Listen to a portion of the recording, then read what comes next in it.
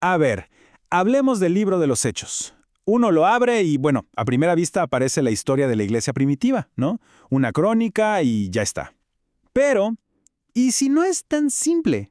¿Qué tal si su autor, en realidad, nos dejó una especie de rompecabezas? Un caso de detective con un mensaje escondido. Pero justo ahí, a plena vista.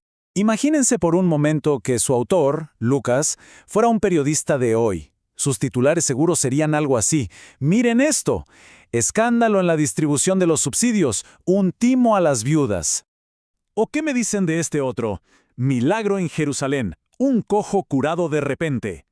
Y claro, no podría faltar la noticia judicial. Arresto de Pedro y Juan. El Tribunal Supremo declara sobreseída la causa.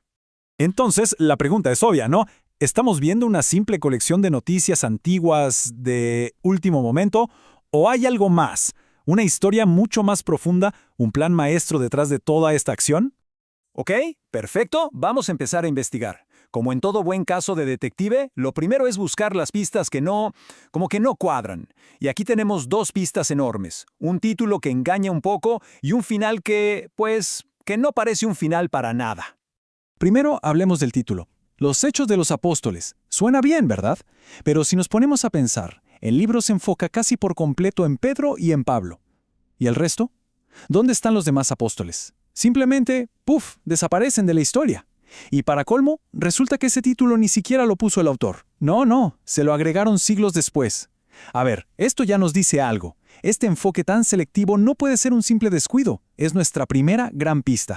Y luego está el final. ¡Qué final tan raro! Pablo está en Roma, con arresto domiciliario, pero predicando sin problemas. Y de la nada, la historia se corta. Se acabó, así, sin más.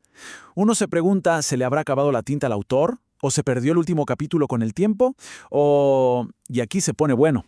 ¿Será que este final tan abrupto es, de hecho, la clave de todo el misterio? Para poder resolver este enigma es clave que entendamos el método del autor. Miren, no estamos leyendo a un reportero del siglo XXI, estamos leyendo a un historiador antiguo. Y créanme, eso lo cambia todo, cambia todas las reglas del juego. Pensemos un poco en la diferencia. Un historiador de hoy busca ser objetivo, ¿cierto? Cita sus fuentes, presenta los datos sin más.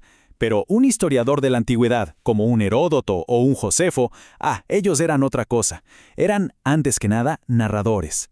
Su trabajo era interpretar los hechos, tejer una historia que convenciera, que tuviera un propósito claro. No solo querían informar, querían persuadir.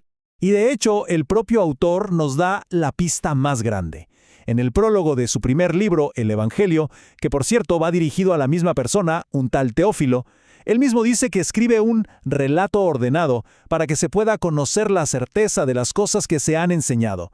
O sea, en otras palabras, no está escribiendo un reporte neutral. Para nada. Está construyendo un caso, un argumento sólido. Es una narrativa diseñada para confirmar una verdad. Ok, entonces, si ya conocemos su método, ahora podemos empezar a buscar su plan. Y es justo aquí donde la investigación se pone fascinante, porque resulta que hay una especie de plano oculto en la mismísima estructura del libro.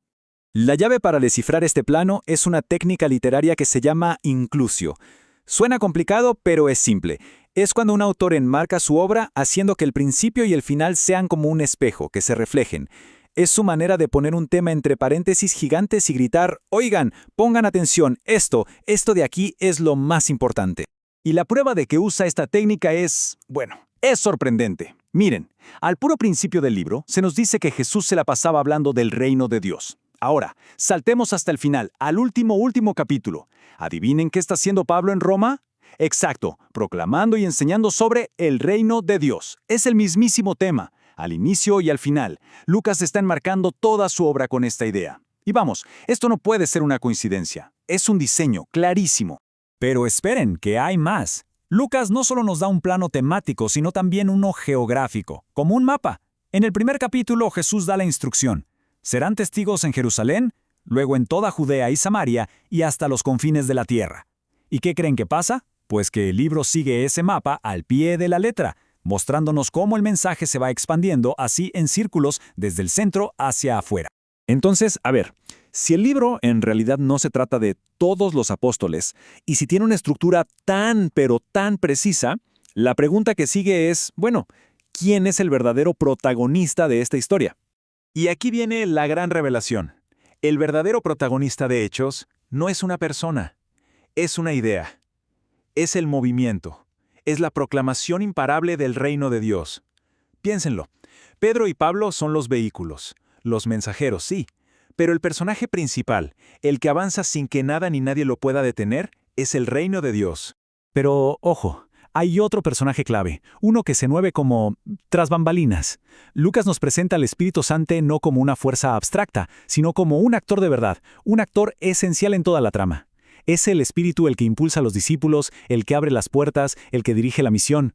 Si decimos que el reino de Dios es el protagonista, entonces el Espíritu Santo es, sin duda, el motor que mueve toda esta historia.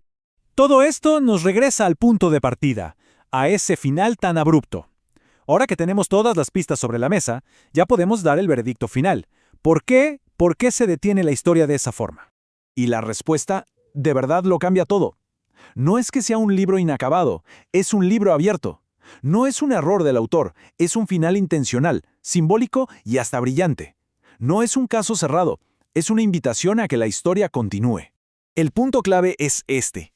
La historia no termina, sino que se pasa, se transfiere. Al dejar la historia con el mensaje siendo proclamado sin impedimento alguno en Roma, que era, el centro del mundo conocido, Lucas nos está diciendo algo muy profundo. Nos dice, la primera etapa, la fundacional, ya terminó.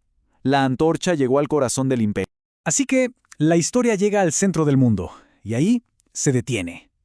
¿Y si el capítulo que falta está destinado a quien lo lee? Piénsenlo, llega al corazón del poder mundial y justo ahí se corta. ¿Y si el autor lo hizo a propósito?